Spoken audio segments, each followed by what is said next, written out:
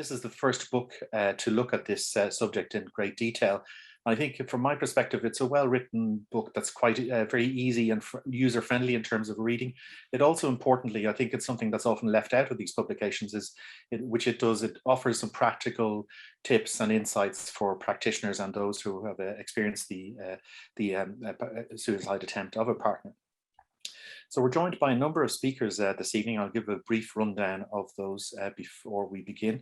Obviously, Francis will be speaking to us a couple of times this evening, first of all, to introduce the book and talk around for around 15 minutes. We're also joined by Christina Whip-Perry, who's a publishing director at Carnac Books, Confer. Christina has an illustrious career in terms of has worked as a publisher, including for Carnac, but also for Oxford University Press, Pearson Education and Hodder, among others. She's ably assisted by Emily Wotton, who's helping us with the administration and the lovely music that we're hearing this evening. I won't give detailed introductions. I'll just go through, run down through a list of the names of those who will be speaking this evening. We're joined by Linda Bloom, Diana Sands, who will be providing a recording for us to listen to, Mark Smith and Liz Gleason. Each of us will speak for around 10 or so minutes. And then at the end of the evening, there'll be a short question and answer. We have received already some questions, which we'll go through, but we'll try and answer any that you might want to put up in the chat during the course of the evening. Also, the event has been recorded for those who want to review it afterwards and have a... So I'd like to introduce Christina first, if that's okay. So Christina Whip-Perry, you're very welcome, and thanks for organising this event. Christina, yeah, fire away. Well, hello everyone. I'm delighted to be here, and I'm delighted to see so many of you have joined us, probably from far and wide. I think I saw someone here who I know is joining us from Iran, and maybe that's the furthest away, but I'm sure there are many more coming to this global event. As a publisher, I was a little bit skeptical about having online book launches when that started to happen, when COVID locked us all away in our houses and our flats and our rooms. And I thought, oh, how's that ever going to work? You know, a book launch is meant to be in a bookshop or somewhere similar, and everybody's supposed to have a warm glass of white wine in their hand, and then you have an opportunity to actually chat with people. But an online book launch is a slightly different way of introducing a book into the world, and one of the great advantages is that we have space for absolutely anyone who wants to come. There's no limitations there, and it also means, as I said before, that we have a global audience, which is brilliant because we want to get the word out to as many people as possible. And I just wanted to say a few things about how Francis and his project actually came to Confer, because I was looking back at the email trail of our correspondence over the last probably 18 months and realized that he actually approached us. He was one of the first sort of unsolicited projects that came our way. And I think you must have received a brochure of ours, possibly. And at the back of the brochure, suddenly there were books as part of Confer, which is our parent company. Confer Limited runs events and workshops for psychotherapists and psychoanalysts and other mental health workers. It's been going for about 20 years, but the publishing side of the business had only just started, probably a couple of months prior. So this was in May of last year, and Francis got his brochure and it said, oh, we're starting publishing, here are a few of our books. You know, if anyone's interested, please contact me, Christina Whip-Perry, and he did. And so, you know, this email came to me through our finance manager, as it was, and I looked at it and saw what he was talking about and thought, wow, it's something that we need to publish, because it fits in very well with Carnac and Confer's mission, which is really to get the word out about new and emerging voices, and also allow voices to be heard that are not heard. And that is exactly what Francis's book is really all about. And so I'm very proud to have been able to publish this book, and I have a copy here for all of you to see. It's beautiful, matches my shirt. and it's come out really well. And the other thing I wanted to talk about actually in relation to this book and how it came about is that we have a very small team here at Confer and Carnac, and we've all had a hand in making this book into a physical copy. Liz Wilson, who's here with us, is our managing editor. She worked on the text and the text design. And Emily Wooten, who's already been introduced, is our publishing assistant, who joined us actually in May of this year, but she's the one who's basically organized all of this event. And we also have Vicky Capstick, who is our marketing manager. I'm not sure if she has joined us yet, but she's also going to join us. And we've all had a hand in making this book come to life and getting it out to the public, and we will continue to do that through this book launch and through other publicity and promotional events. And anything that any of you can do to get the word out and get people to start buying copies will be hugely coming. That's it from me. Great. Thank you very much, Christina. A welcome introduction, and congratulations to Carnac Books on taking this project on board, and for all the other works that it does produce. Really important, especially in the psychoanalytical field. There's a lot of us have sort of academic envy whenever we see a Carnac book coming across our inbox. They're great books to read and provide maintaining a great interest in psychoanalytic practice and theory across the world. So I'm going to introduce Francis McGivern, Dr. Francis McGivern, next to speak about how he came to write the book and his focus, particularly from the point of view of the partner. He'll finish with a short extract from part 2 of the book, which focuses on, as I was mentioning earlier, the psychoeducation piece and pathway towards recovery. So Francis, over to you. And thank you, Christina. I can't believe I'm holding this book, everyone. It's been a very, very long road getting here, but absolutely, without a doubt, worth it. And if anyone's out there budding authors, I would really strongly suggest that you give it a go, because it really is worth it. Good evening, everyone.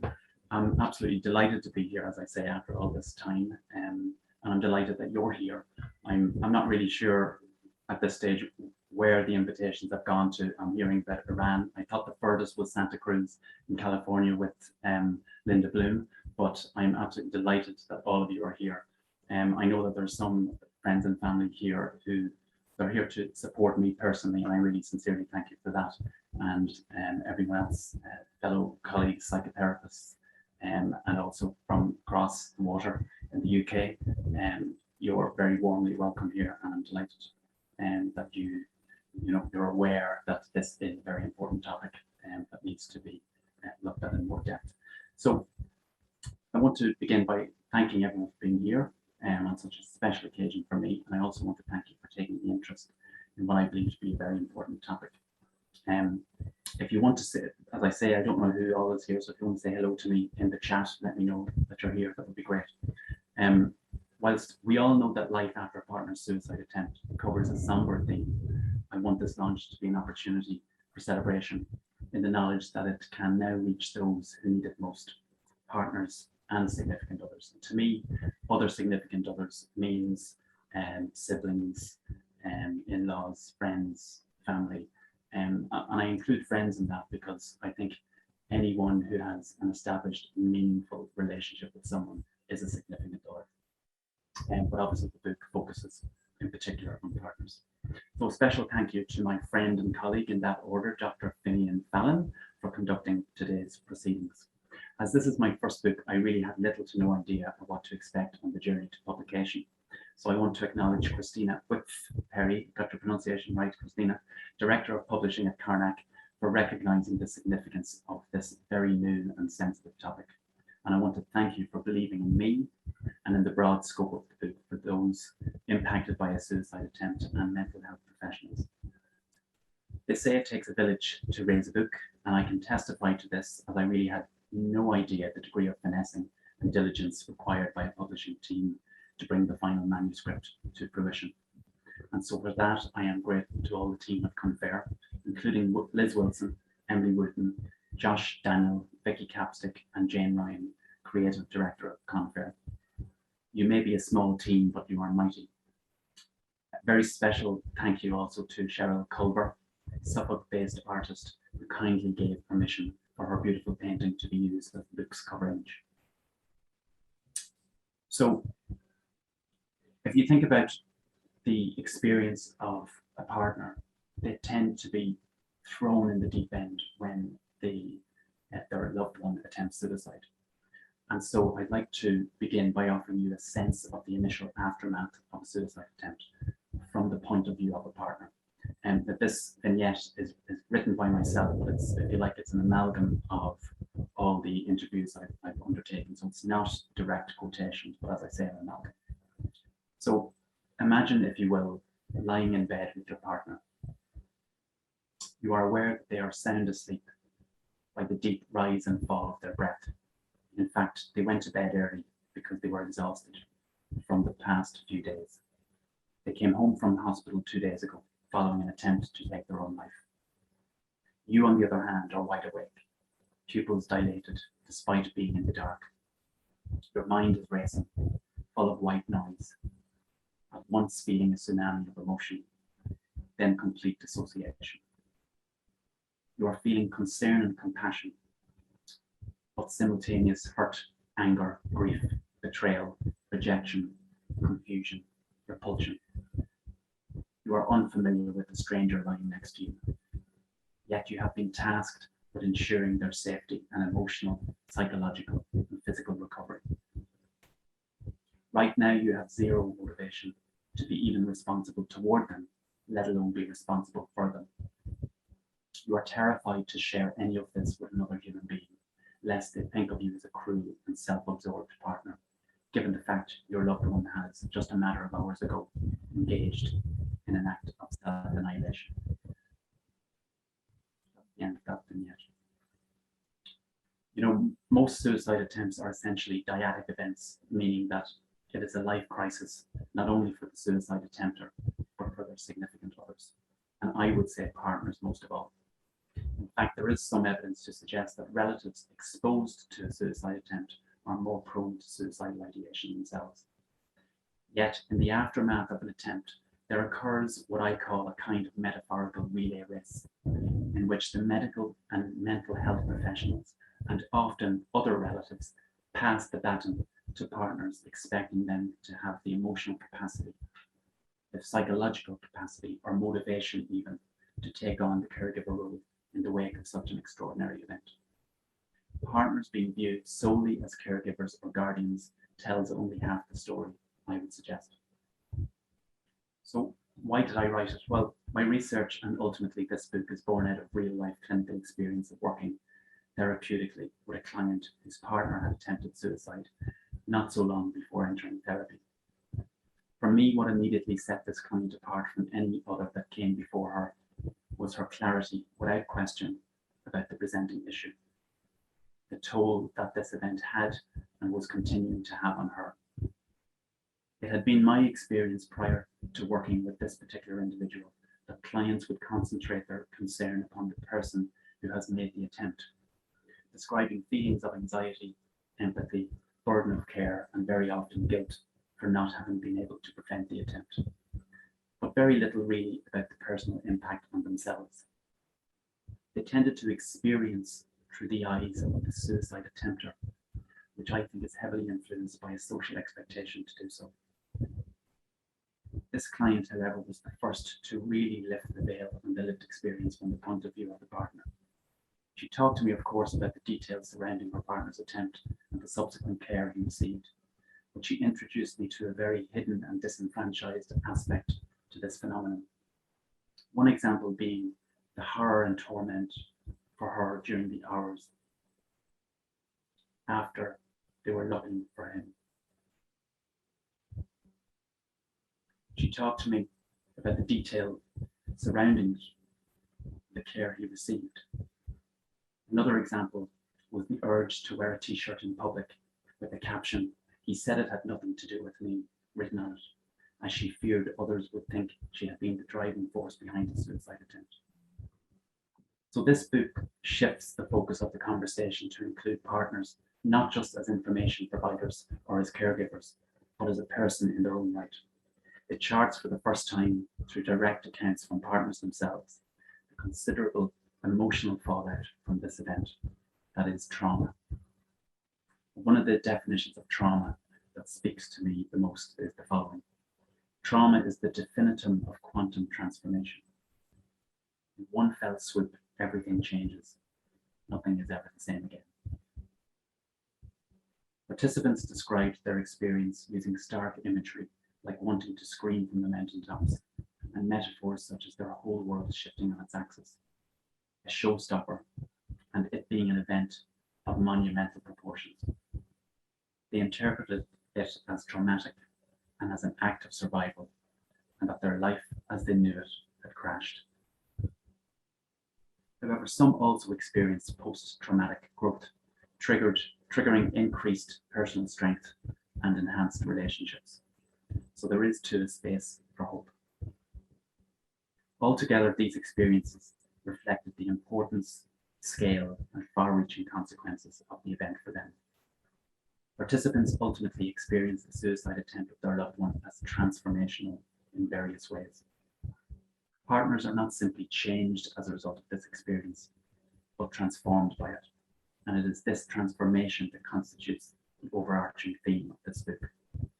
I contextualize this, for example, through Professor Pauline Boss's ambiguous loss theory, where a partner experiences their loved one as physically present, but psychologically absent. This book represents the first time that this theory of ambiguous loss has been applied to understand the unimaginable stress experienced by partners. The personal impact of a suicide attempt on partners goes far beyond what is described in couples therapy as a relational hurt, due, for example, to trading insults during a heated argument.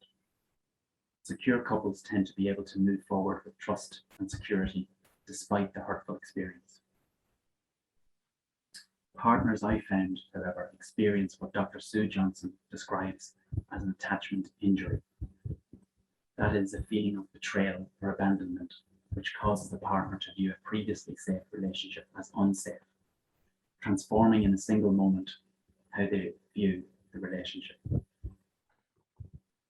Former President of Ireland, Dr. Mary McAleese, was best known for championing social inclusion and building bridges during her presidency. These themes, I think, are very significant in the context of this book.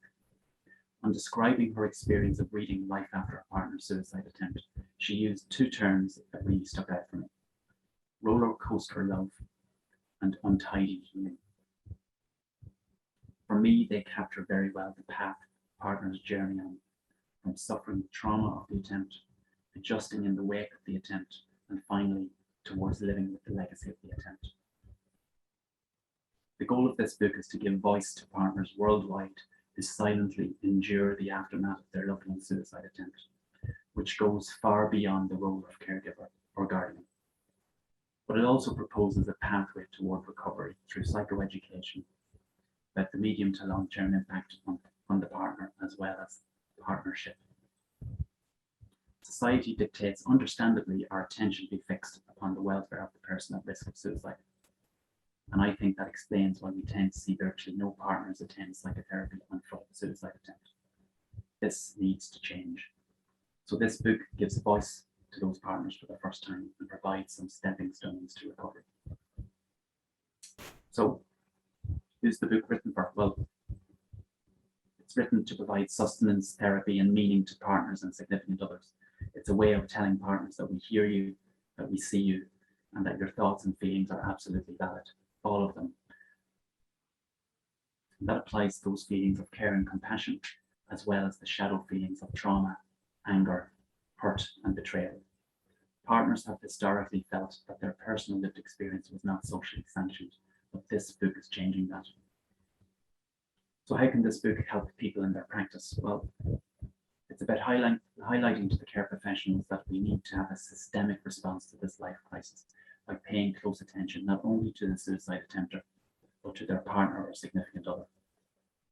In doing so, the long-term prognosis for everyone, I believe, significantly improves. So if the book supports partners and their relationship, influences healthcare professionals, and changes policy, it will have done its job. Last Sunday, October 10th, was World Mental Health Day, the theme this year being mental health in an unequal world.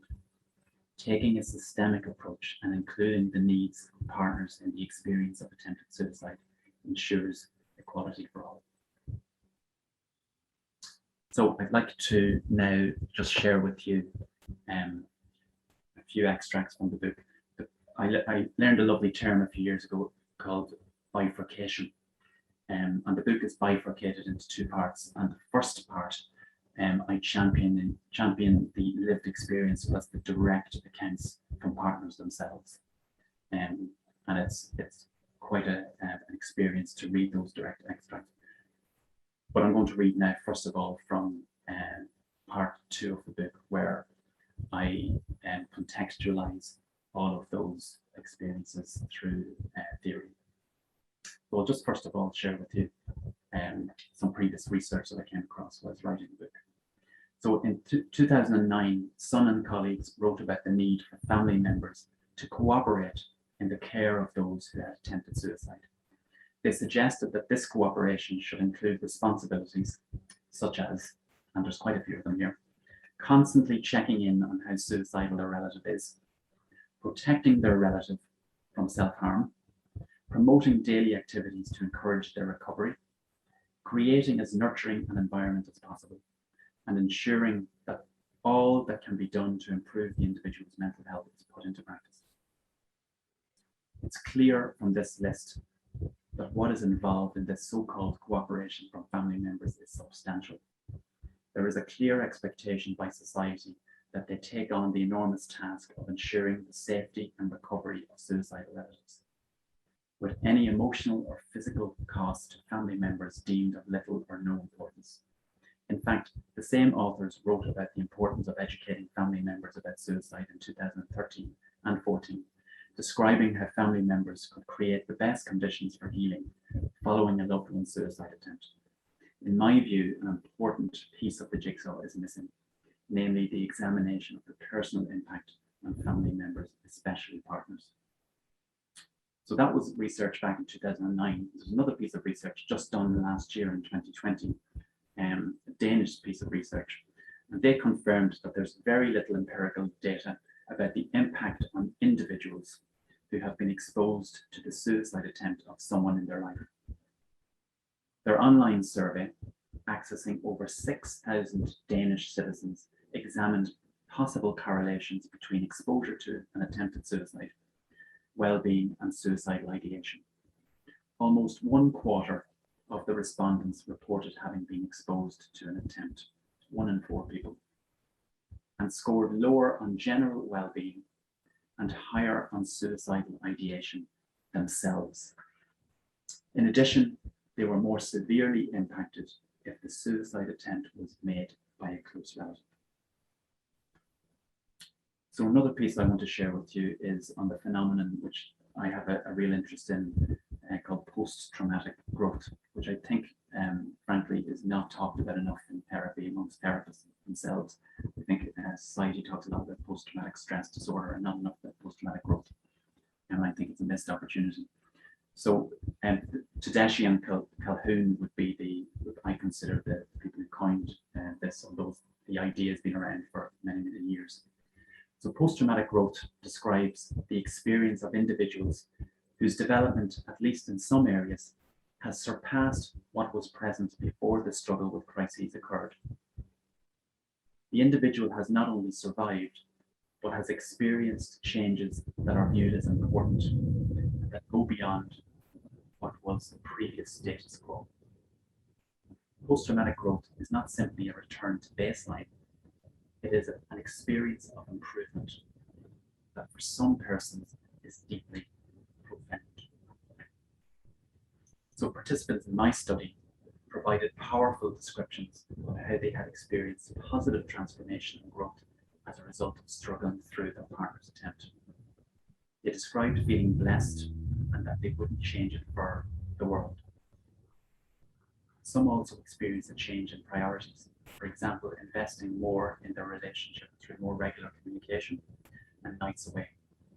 Some describe the aftermath of their partner's suicide attempt as a time for finding their own voice, for developing more freedom, autonomy, and independence. Others described becoming a better listener and more empathic becoming a better person, feeling a greater bond with their partner, and not fearing death the way they had prior to the trauma. All of these elements were completely unanticipated by the participants in the time just following their partner's attempt, and only came to the fore during their work through the loss associated with the attempt, and attempting to make sense of it in a way that they could live with. And finally, I just want to share with you implications for primary care and psychotherapy practice.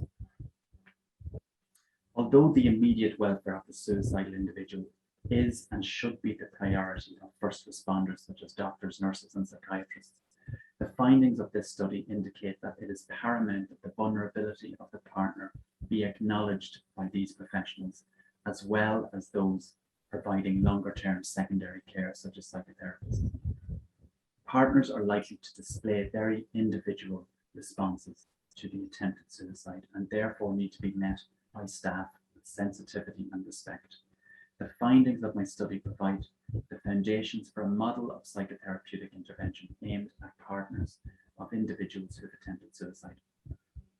The model would serve as a means of highlighting the experience for partners as traumatic, normalize feelings associated with it, including socially unsanctioned shadow side feelings, recognize the phenomenon for patterns for partners as a loss that is ambiguous in nature, explore resilience building and finding meaning in the midst of ambiguous loss and boundary ambiguity, and aid partners in recognizing the feelings of betrayal as a potential opportunity for relationship transformation.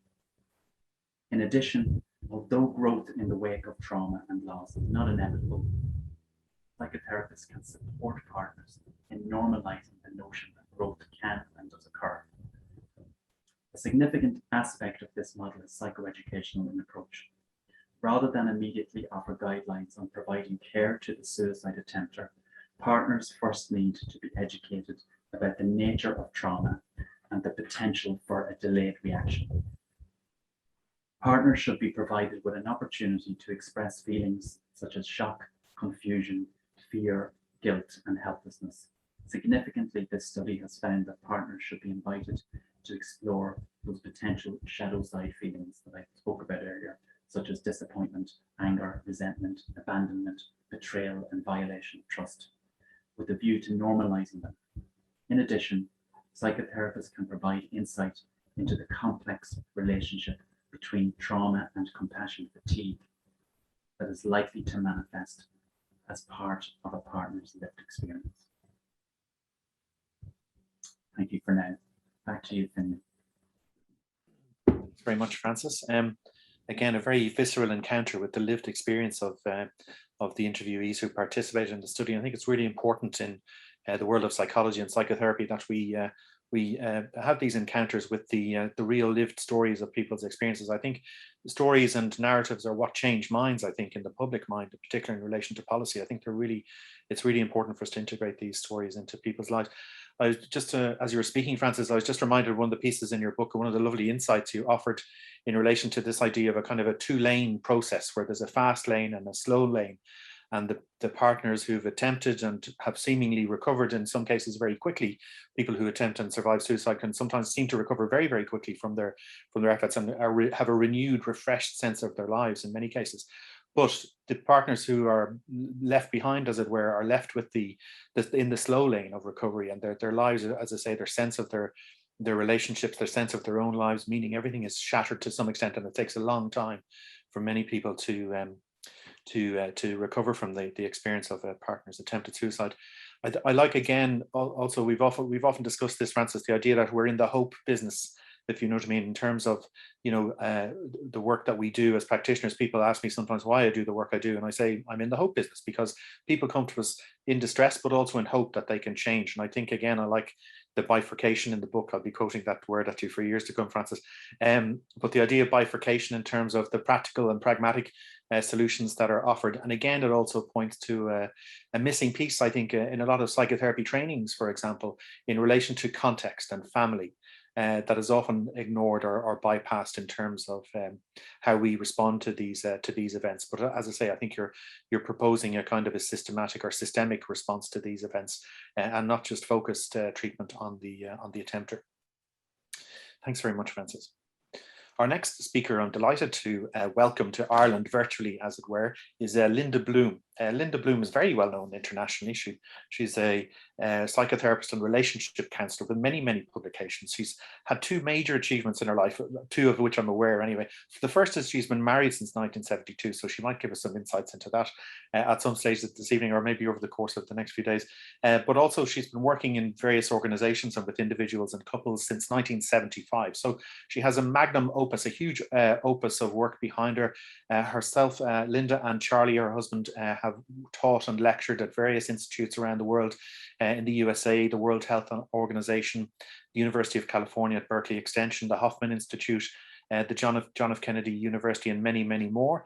They published quite any number of bestsellers, a few of which are, one is 101 Things I Wish I Knew When I Got Married, Simple Lessons to Make Love Last Forever, which sold, perhaps unsurprisingly, over 100,000 copies. So really some great insights there, I'm sure, to offer us. And newly published book is That Which Doesn't Kill Us, How One Couple Became Stronger at the Broken Places. So a very interesting background and great insights into the world of relationships and their expertise in that area.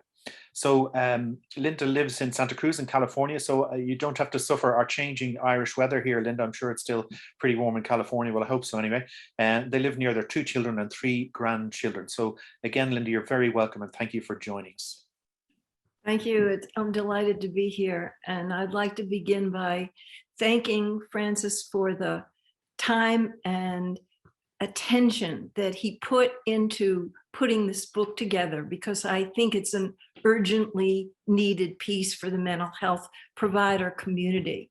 And thank you also for your distillation of the whole book in the presentation that you just did. And I feel like it really gave the book justice. It just gleaned the essence of the book about how traumatic the experience is for the person who is loving and caring for the suicide attempter, that they get dragged into the crisis sometimes suddenly, and they're freaked out, they're traumatized, and the mental health community is invited by your book to show up for the partner of, as well as the one who made the attempt. I'd go so far as to say it's a demand on the mental health community, in a good way, to see that the major support person to the suicide attempter is the spouse, and that they're so stunned that they are flooded with feeling the fear that the person that they love could do it again and be successful the next time and actually die, the heavy weight of responsibility, the rage that they may have kept something so big and important from them, and also feelings of guilt, irrational, maybe some of it rational, but a lot of it, that feeling of I should have known, I should have done something differently, that they're so flooded with feeling that they're almost, and sometimes are immobilized by the intensity of the conglomeration of feelings that they are experiencing, and need good support from the professional community and also family and friends who can help them to sort out what's going on with them, to articulate the intensity of the experience that they are also going through. And I am all about being a steady plotter, that each day they are outflowing with someone in their life, professional or non, or hopefully their partner will be able to show up some to be able to hear about the intensity of their experience, so they can sort it out and aren't so overwhelmed that they can't think straight. So when they're in survival, only the reptilian brain is stunned, and can't move, or they're combative, or they're withdrawn into themselves, just trying to survive it. When they can re-engage neocortex, they can think about the options, the creative options that are available to them. And I'm a big believer in don't let a good crisis go to waste. No matter what kind of a crisis it is, embedded in the crisis is an opportunity for transformation. And I'm all about post-traumatic growth. And I realize that not enough therapists are grounded in that and stand for both the suicide attempter and the people who care for the suicide attempter, to be able to look for the opportunities that are embedded in the crisis. Like they're both, the partner and the attempter, becoming more open rather than closed and closeted, of revealing more than concealing, of expressing more than repressing, of connecting rather than protecting.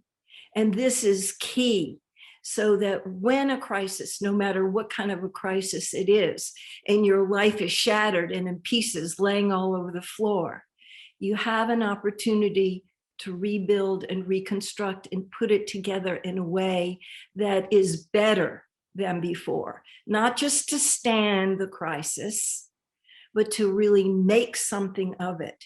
And if the mental health community can use that opportunity to be there at that moment of crisis and in the days and weeks and months following, then the couple has a chance to be sturdier than before.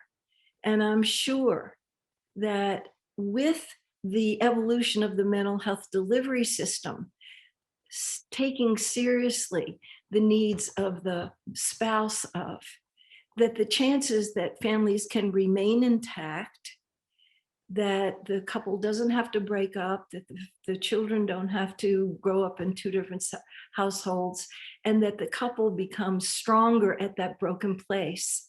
I think that your book is making a huge contribution to the mental health delivery system in helping those who are silenced by the stigma of suicidal depression can come out of hiding and get the support that they desperately need. So thank you for all the time and effort that you put in to making a beautiful book. Lovely. Thank you very much, Linda, for that lovely, insightful and concise discussion about the publication. So next, I'm going to introduce Dr. Diana Sands from Lower North Shore in Sydney, Australia. Diana is the director of the Bereaved by Suicide Centre for Intense Grief in Sydney, and we'll be presenting a recorded piece from Dr. Sands in a few moments. For over 2 decades, Dr. Sands has provided counselling for loss and grief following sudden, violent and traumatic death, and in particular, individual, couple and family counselling for those who have lost a loved one through suicide. She's an experienced family and narrative therapist, drawing on a range of counselling modalities and expressive artwork in supporting those bereaved, and very much ensconced in the group approach to therapy. Their counselling practice and unique mutual help therapeutic psychoeducational group programs for those bereaved by suicide are based on her research in suicide grief and the tripartite walking in the shoes model of suicide bereavement. And their group programs provide a space for community of grievers to meet, gain support, resilience and understanding with others who are also bereaved as they rebuild their lives.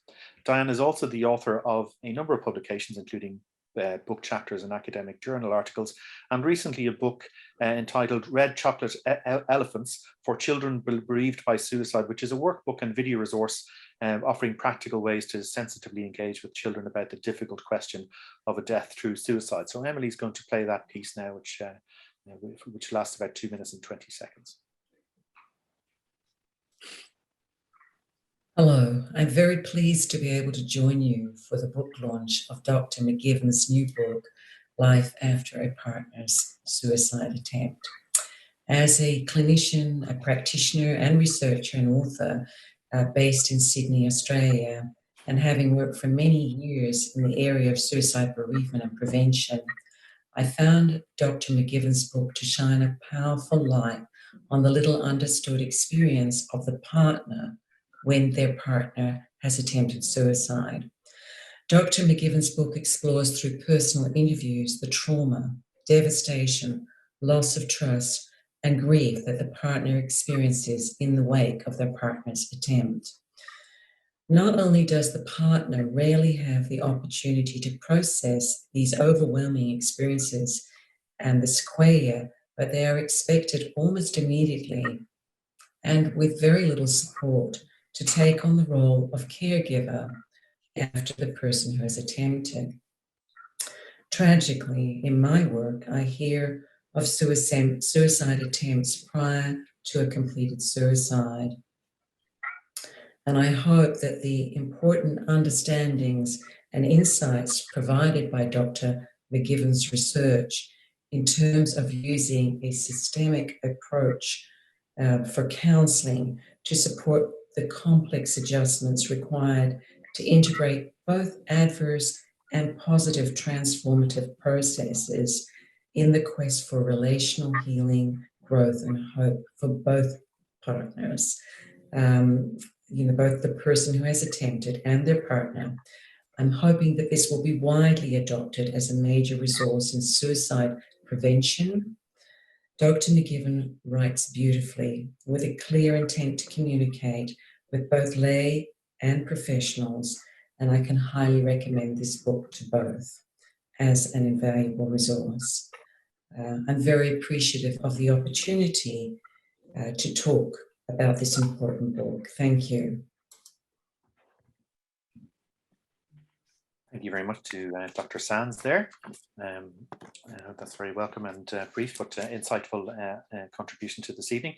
Our next speaker is Mark Smith. Mark is a PSI past president and a senior clinical psychologist with the Health Service Executive here in Ireland, the Child and Adolescent Mental Health Service, and he specialises in working with young people with mental health difficulties. Mark has also worked for many years providing adolescent forensic assessments for the courts and working therapeutically with young people in the care of the state. His main areas of interest are in anxiety, social media, policing, trauma, self-harm and suicide. Mark is also a frequent contributor to the media here in Ireland on mental health and psychological matters. So Mark, you're very welcome. Thank you. Thank you, Finian, and I think over thank you to Francis and to Karnak Books for the invitation to speak at the launch of this really, really important work, as speakers so far have highlighted. As you just mentioned, I've worked as a psychologist for over 19 years, and the majority of this in the Child and Adolescent Mental Health Services here in the HSE, and last year was the president of PSI. Most psychologists have areas of clinical work that they lean towards. Mine predominantly is an area of anxiety, trauma, and suicidality. And many of the young people that I meet, it's a mixture of all of these difficulties all mixed into one. I think in CAMS and the Adolescent Mental Health Services, perhaps in contrast to some other areas of mental health provision, our focus is most often not just on the teenager, but also on their families, and in particular the parents. And it's that parent perspective that I'd like to speak to you about tonight. I've found myself over the years having so many different conversations with parents following a suicide attempt of their child. And they will often experience a bewildering range of emotions in the aftermath of that suicide attempt, many of which reflected in Francis's book, including fear, guilt, blame, sadness, isolation, anger, relief, and shame. And most difficult, often all of these emotions at the same time. I've had more conversations than I care to remember with a parent where they've said to me, once they're okay, then I'll be okay. What we know about any close relationships, but especially between a parent and a child, is that they're symbiotic. And what hurts one hurts the other. So I've had many times to gently say to a parent that it doesn't work that way, and that we need to do whatever we can to guide and support you to be as okay as you can be too in the aftermath. The rationale that I use, that many of you here will be familiar with, is in relation to the pre-flight safety briefing that we've all experienced. In the sudden event of a drop in cabin pressure, if you've a young child, please put on your own mask too. For those parents and partners impacted by the suicide attempt of a loved one, it's so important that they put on their masks first. Some of you may know of a program run by a children's hospital here in Ireland called Temple Street, and it's called the SPACE program. And it's for parents whose children have experienced deliberate self-harm or a suicide attempt. It has a psychoeducation component to explain about suicidal thinking and suicidal behavior. But for me, the most important theme that runs through it in each of the 6 sessions is to ask a parent, how will they care for themselves during these difficult times? In the event of a suicide attempt by a loved one, self-care has to be an essential component and not an optional extra. Francis has mentioned in his book the principles around dialectical behavior therapy, and in particular, the concept that 2 things can be true at the same time. What I think Francis has beautifully captured in this book is that the person who attempts suicide can be in a whole world of pain, and equally at the same time, their loved one, parent, or partner can also experiencing overwhelming pain as a consequence of the attempt.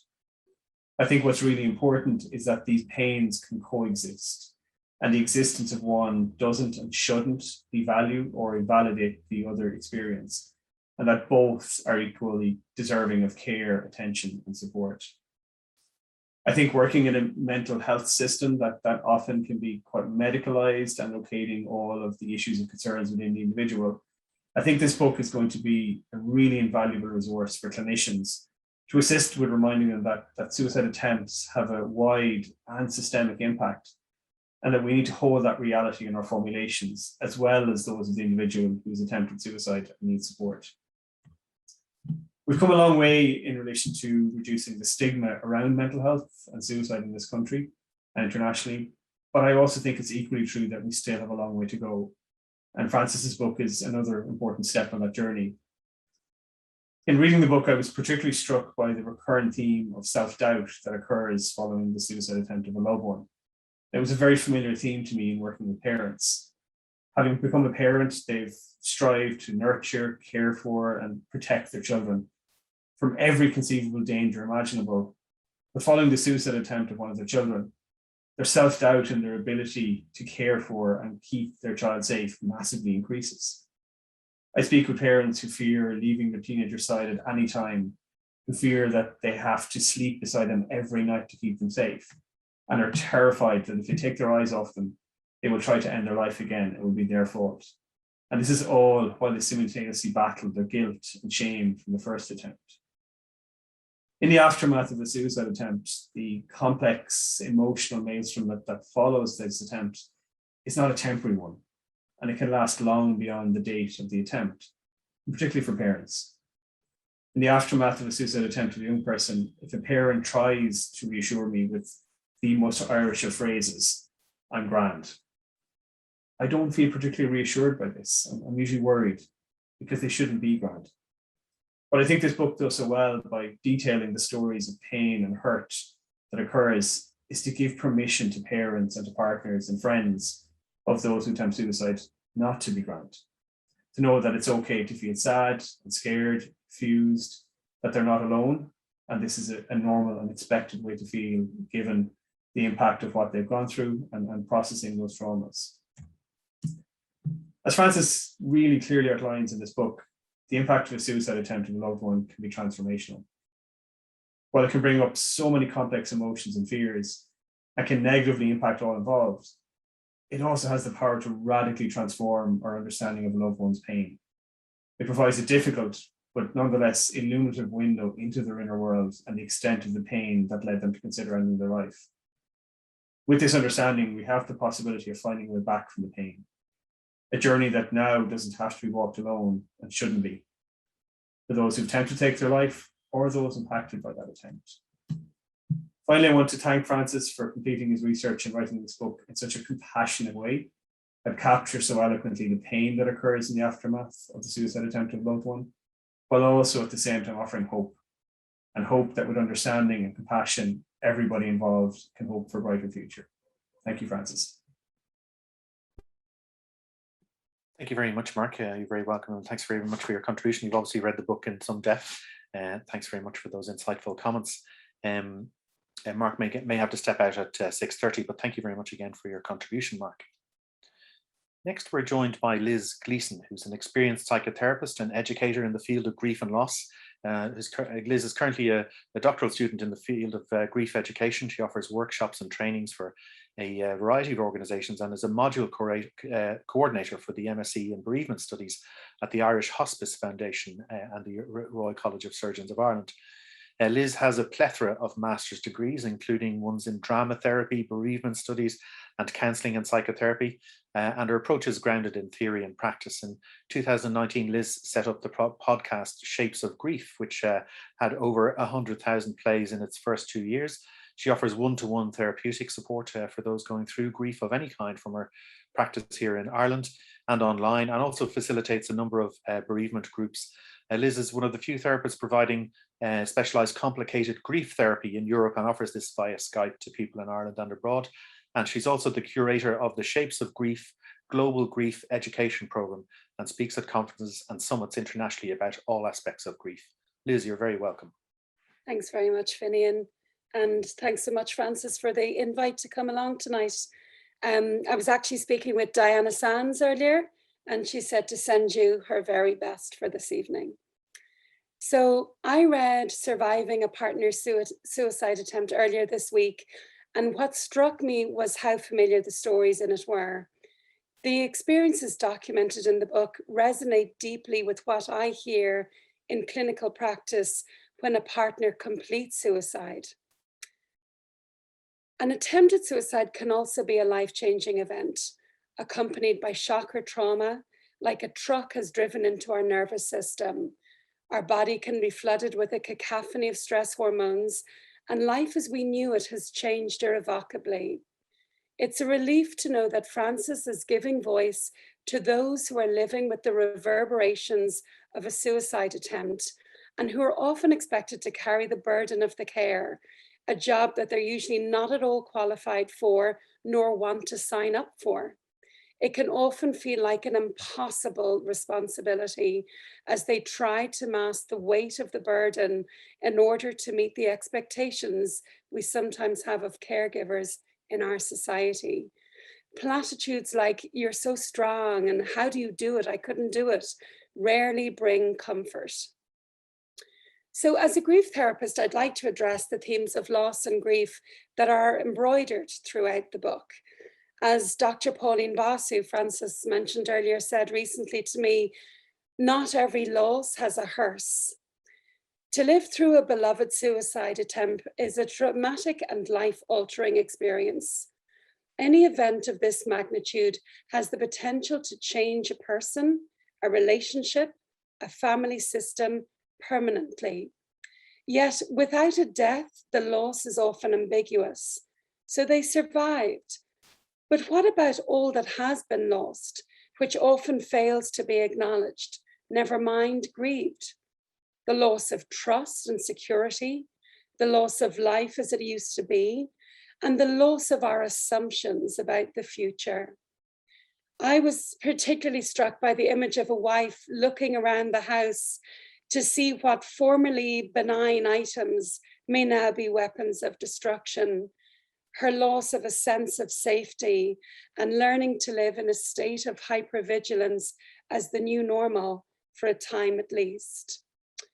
So according to the WHO, more than 700,000 people die due to suicide every year. For every one of those deaths, there are many, many more people who have attempted suicide. And for every person who completes suicide or attempts suicide, there's between 6 and 12 other people who are profoundly affected. A previous suicide attempt is the single strongest risk factor for suicide in the general population. No wonder a loved one's suicide attempt can shatter us to pieces and leave us navigating what can be terrifying and an unfamiliar new landscape.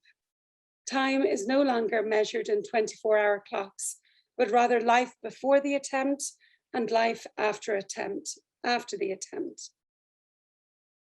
The one person you might have spoken to in time of crisis, your partner, is now the one person you can't talk to. Suddenly, an unknown part of your beloved has emerged in your relationship, often rendering them unrecognizable. Where is my friend and partner? And who is this person that feels like a stranger to me? Why didn't they tell me they felt so bad? Was it my fault? How can they do this to us? Could I have done something differently? Whose fault is this? Who or what can I blame? We may lie in bed ruminating until the early hours of the morning, trying to make meaning from this nightmare that has visited our lives, longing to go back to a previous normal that just stubbornly refuses not to return. It's very challenging to understand the depth and breadth of such an event if we have not experienced similar trauma ourselves. This lack of understanding in the general population and even among clinicians can lead to great isolation for the couple affected by the suicide attempt. To read about people who have survived similar experiences can bring tremendous relief and hope. The words of other people that mirror our stories can help us to make sense of the experience and make meaning from it. The honesty, rawness, and vulnerability of the lived experience being shared so generously can truly bring comfort to those coming behind them. It's so important to give a message of hope and possibility to those who are affected. And let us not fool ourselves that these are issues that affect a certain cohort with poor mental health. It's a myth that those who attempt suicide always suffer from depression. They are our partners, our siblings, our parents, our children. They are us. Many suicides and attempted suicides happen on impulse, a crisis moment when our resources run dry and our ability to deal with external stressors is diminished. The stories in this book are our stories, and we must turn towards and acknowledge this common human frailty that perpetually surrounds us and is sometimes within us, albeit often hidden and rarely spoken out loud. What I found hardest to digest in the book was the lack of professional support available to both the person who attempted suicide and those who love them. To arrive in the emergency room after an event of catastrophic proportions, only to be told that there's nothing they can do, can only exacerbate the trauma for everyone involved. It makes me think of the refugee children in Sweden suffering from resignation syndrome. They fall asleep for months on end. These children have survived violence, trauma, risk of death.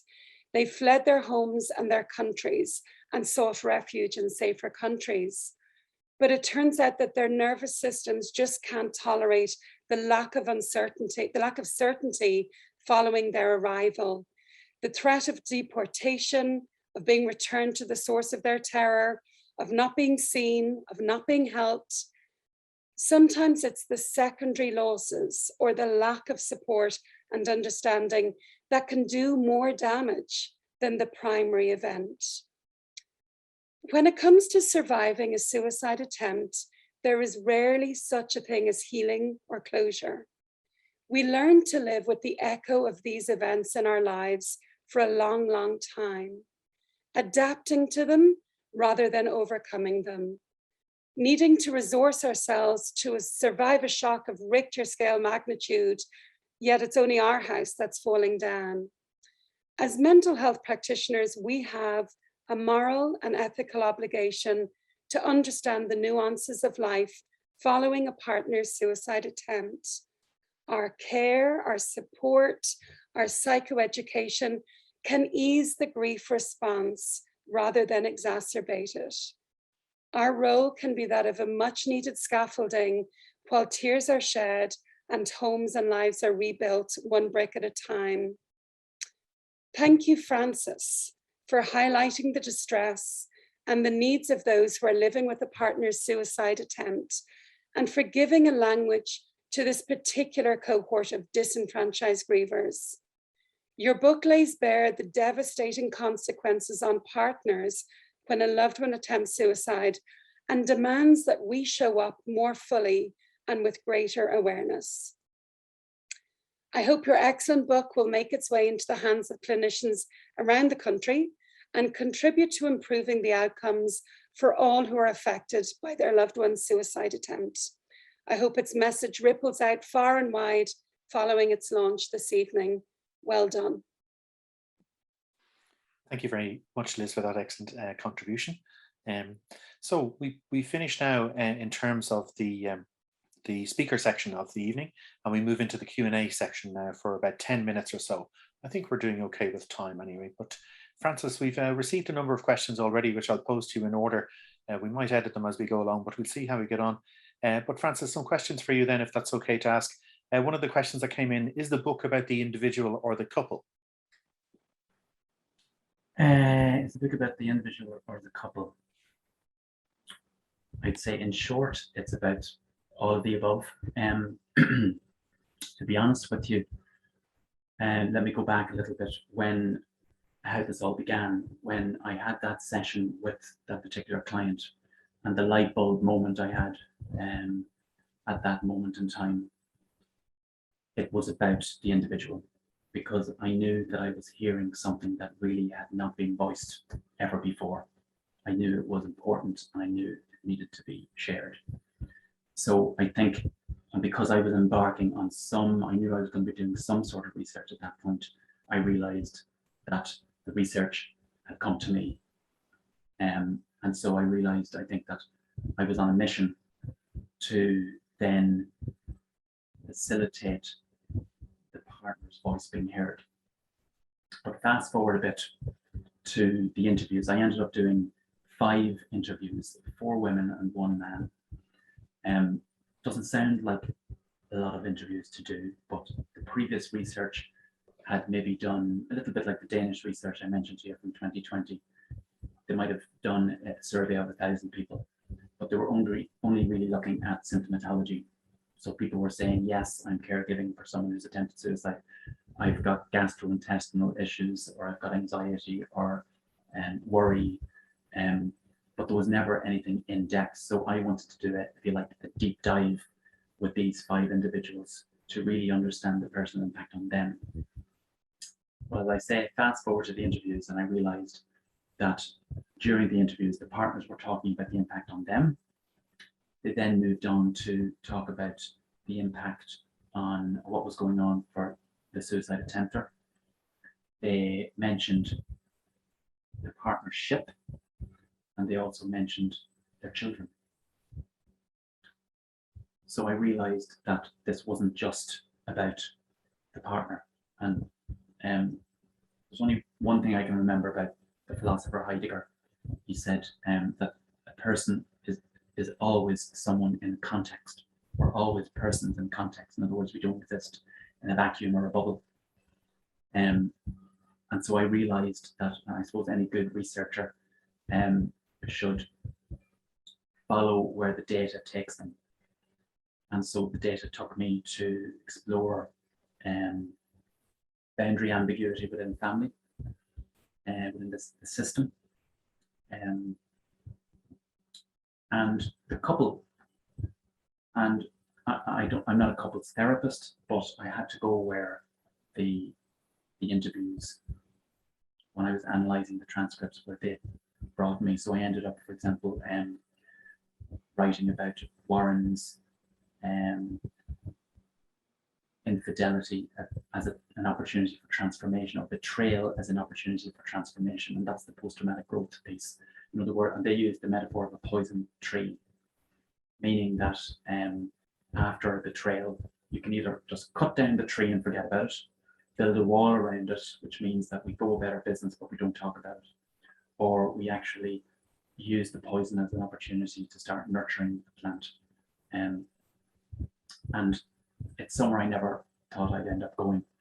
So that's a long-winded answer to your question, but it's all of the above, actually. And the interesting thing is that my original title for this research was The Personal Impact of the Suicide Attempt on a Partner. And it wasn't me who came up, by the way, with the final title for the book. I have to give that credit to the Confer team. And it's a much better title because it's Life After a Partner's Suicide Attempt.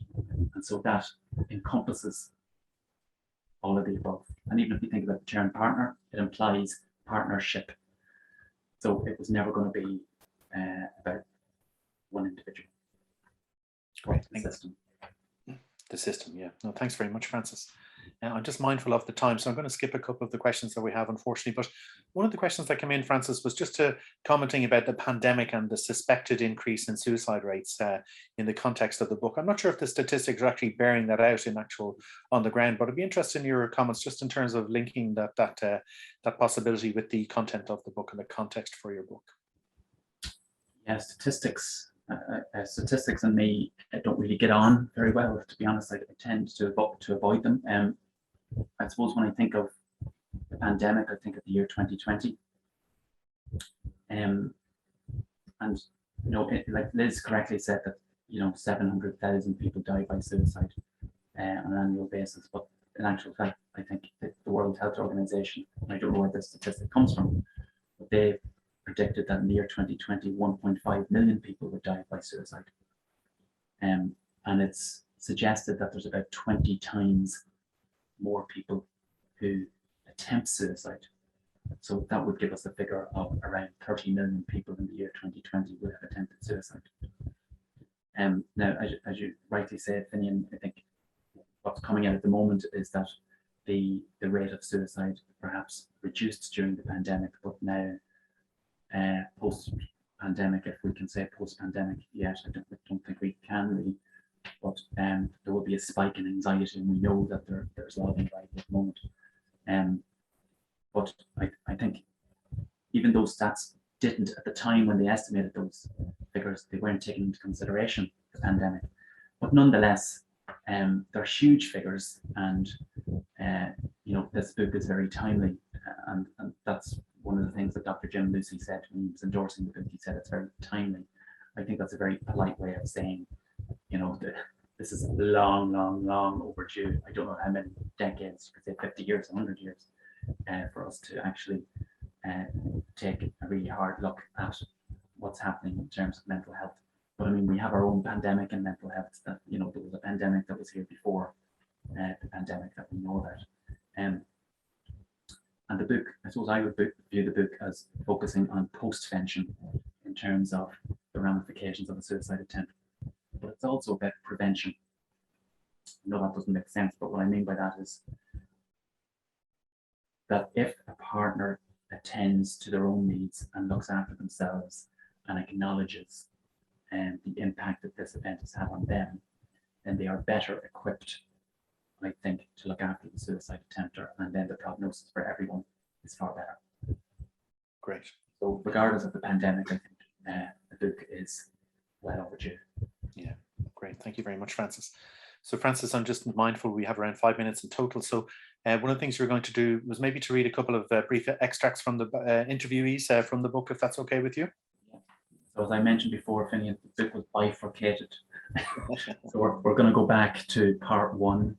And as I said to you before, that I really wanted to, this book wasn't about me, it was about the participants and the interviewees. And so I put their voice first. Okay, so these are all pseudonyms, of course. Carla says, I had this image of me, this very strong visual image came to me of me in the corner fighting for my own life, that my survival depended on me leaving and that I chose to survive. That's where I suppose there was no turning back. I can't tell you that maybe we said we'd give it a go. I have no conscious memory of that. All I know is that in that moment, I could see myself. I can see myself having this, I'll die if I stay in this relationship. I didn't mean physically, I meant emotionally. I would have died inside. I was going to die inside. Alice says, you're actually frightened to get comfortable again in case there's another big upheaval. That's basically what it is. I'm not saying you're living from day to day. That would be a lie. You're frightened to get too ecstatically happy or plan too far ahead, or even to this day, I would be the same. I just take every day now as it comes. Tanya says, and he chose, now this is in the context of talking about their child, and he chose to leave her, and shocking as it is that he chose to leave me, at least I was a grown adult, and I had chosen to marry and be with him. She did not ask to be left without a father at 10 years of age, and I think I became very angry. more on her behalf. The impact on him was that was the lowest point, and he only got better after it because it all came out in the open. It was all established, and he became stronger and better. The night of his suicide, and this particular participant, incidentally, she, throughout the interview, she described it not as a suicide attempt, but in her mind, it was equivalent to a suicide. That's what Pauline Voss talks about, doppelganger at the dinner table. In other words, the person is sort of half dead. The night of the suicide was only the start of my downward journey and back up. Does that make sense? She said. So as things quietened down and people stopped asking, slowed down and asking, as he reestablished his life and goes back to work and goes to football matches and goes to all these places, people stop asking. And we should have returned to what people call normality.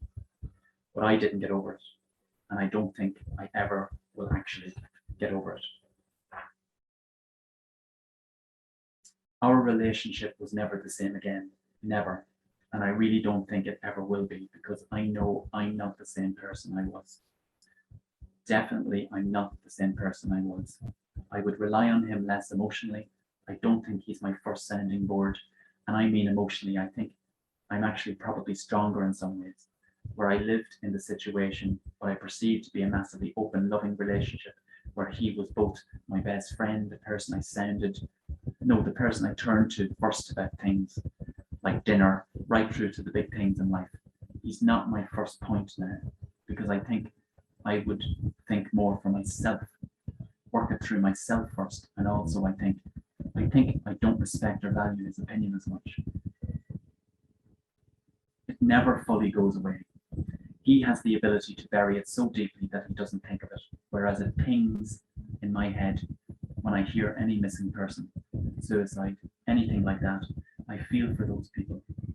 I do think that the likes of Suicide Awareness Week does wonderful, wonderful work in raising awareness, but never, ever, ever have I found anything I think it's wonderful what they've done, and they're also trying to get rid of the word committed suicide, and I know I used it there, but there isn't. There was never one article during Suicide Awareness Day or Week that ever thinks of any other impact on anyone else. There isn't. And she cries. It certainly wasn't a pleasant atmosphere. It wasn't an aggressive atmosphere, but yet there was tension that I had previously experienced in my own family home as a young person. I was very aware that this tension was there and concerned as to how that tension impacted on the children, because I had a sense of how it impacted on me. I mean, we lived in a house where my father was an alcoholic, and there was huge tension around his presence when he was there or imminently going to be there or whatever, and I felt that same tension. So there was a very familiar feeling to me and was loaded with fear and whatnot, whatever I would have experienced when I was younger. I'm going to finish with one more because I'm conscious of time.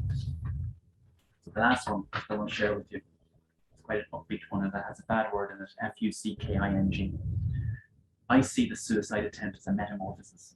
I absolutely see it as the caterpillar who thinks it's effing dying and turns into a butterfly. Lovely. A hopeful note to finish on there, Francis. Francis, do you have anything to say in addition to that in terms of any of the participants this evening, or anything further acknowledgement? I just say I really enjoyed that, surprisingly. And a huge thank you to all the speakers this evening. I really appreciate you, and I realize that you've taken time voluntarily to read the book and then prepare your talk this evening. I really, from the bottom of my heart, really appreciate that. And I want to thank you on behalf of our attendees as well. And thank you to everyone for attending today. I mean, it's 10 to 8 on a Thursday night, and I know that we all have long days, so I'm delighted that you joined me this evening, and also thank you to you, Benny, for doing an absolutely fabulous job. I have no doubt whatsoever that you're going to do that. Thank you again.